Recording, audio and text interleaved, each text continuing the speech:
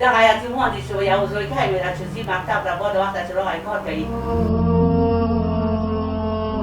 خیر او یاد ما کړې نور خدای دې د ټولو سبب وبرسوي او تیمور جانې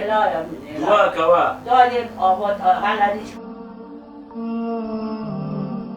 دغه ورځ د لاس نیولو د مور جانې ته زموږ د مور نه کم نه ته دومره عزت لرې لکه زما د خپل مور چې د مور ما هم داسې ته عزت لرې لکه چې خپل زوی وي خیر اوسې مور جانې دعا کوه خدای دې اول دا وطن کرارې کړي خدای دې یو د وطن وسیله وکړي او نورو نه به نیله دا ده چې باید کومک وکړي مور جانې خیر دغه خیر اوسې حاجي صاحب خدای دې دې نظر باشه ټولولی خیر اوسې مور جانې خیر اوسې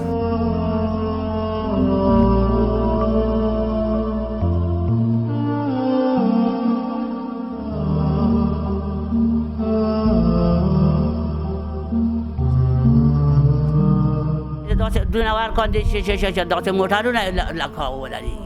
داسې خدای حاجي صاحب ته هرکار حاجی صاحب خدای بیا هشت را بوزی خدای آرامی را ولی افغانستان که خدای دې نسم نادرای نه خلکو باسی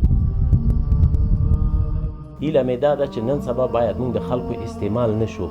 باید موږ خلکو سره کومک وکړو موږ د خپل د غریبي د لارې نه چې یو څو روپۍ حلالې پیدا کړي موږ د کم وایي کم بتې کم نه وي موږ د خپل کم خلکو سره کومک کوو چې خدای دې وکړي چې د یو سړي مشکل د زموږ په کم مشکل حل شي ایله مې د دنیا نه د مسلمانانو بالخصوص هغه تجارانو نه ده چې فضل د خدای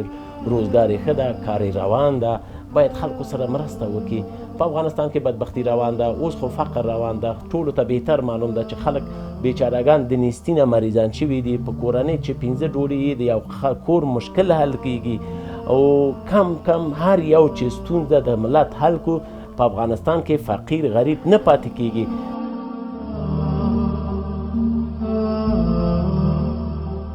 یو سړی وشي کوي چې یو ورور بیکاره یي د وسه چې وشي د خپل کار ته یو سړی چې یو سړی سره کومک وکړي کار ته یې وګماري ورسره هم داسې معاش ورته ورکړي هغه ښه خبره ده او چې نه کېږي باید یو څه خلکو سره کومک وکړو تر څو چې د خلک بیچارهګانو ستونزه حل شي ایله مې د تجارانو نه ده ایله مې د هغه خلکو نه ده چې په خارج کې ژوند کوي او د وسې نه کېږي وایي چې ایستاده دست افتادگی ره مردان نیک آزادگی چې ایستاده